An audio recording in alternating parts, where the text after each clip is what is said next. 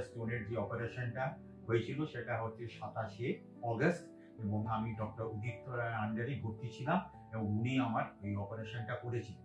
আমার যেহেতু হার্টের কন্ডিশনটা খুব একটা ভালো ছিল না এবং হার্টের পাম্পিং রেটও আমার 40%, এবং যেহেতু আমার স্টেইন বসেছে এপ্রিল 2023-তে, সেজন্য আমার খুব হাই রিস্ক ছিল অপারেশনটা, এবং এই অপারেশনটা খুবই দক্ষতার সঙ্গে ডক্টর উদিত রায় করেছেন এবং আমাকে সুস্থ করে বাড়ি পাঠিয়েছেন।